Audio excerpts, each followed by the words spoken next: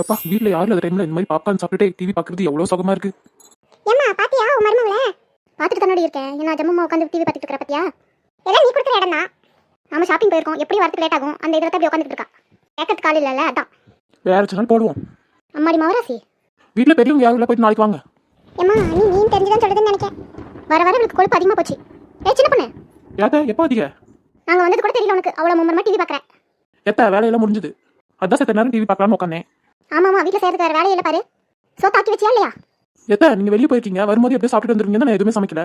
வேலையெல்லாம் முடிஞ்சு டிவி பார்க்குறேன்னு சொன்னேன். இப்போ வீட்டில் ஒரு வேலை செய்யாமல் படுத்து கிடக்க. ஒரு சோத்தை கூட ஆக்கி வைக்கல எங்களுக்கு. போய் இதை செய்யற வழியை பாரு. நீ வாடி. ஏத்த என்னத்த செய்யறது? மணி 3 ஆகுது, இப்பதான் என்னத்த செய்யறதுன்னு கேட்குறேன். ஏம்மா எனக்கு பசிக்குது. பாரு என் அவளுக்கு பசி எடுத்துச்சு. அது ஏதோ சாப்பாடு வீட்டிலே கொண்டு வந்து தருவாங்கல்ல, அதையாவது பண்ணு. ஏத்த ஆர்டர் போட்டதா? ஆமாம்மா, அதையாவது சீக்கிரம் பண்ணு. ஏத்த காசு? அதையும் நானே கொடுக்குறேன். அப்படி காசு செலவு பண்ற மாதிரி நாங்கள் வெளியே சாப்பிட்டு வந்துருப்போம். உன் சாப்பாட்டுக்கு எதுக்கு வந்து உட்காந்துருக்கோம்? ஏத்த என்கிட்ட காசு இல்லையே. உங்க பிள்ளை சம்பளம் மொத்தமும் உங்ககிட்ட தானே கொடுக்குறாங்க, என்கிட்ட எது காசு? நீ அப்பப்போ அவன்கிட்ட அதுக்கு வேணும் இதுக்கு வேணும் வாங்குறது எனக்கு தெரியாது நினைச்சிட்டு இருக்கியா? அவன்கிட்ட இருந்து நம்ம சம்பளத்தையும் ஒன்று வாங்க கிடையாது. பாதி சம்பளத்தை வாங்க, அந்த பாதி சம்பளத்தையும் உனக்கு பாதி அவன் கொடுத்துறான். ஏத்த இப்ப பேசிட்டு இருக்க நேரம் கிடையாது, என்கிட்ட சுத்தமா காசு இல்லை. என்ன பண்றது இப்ப?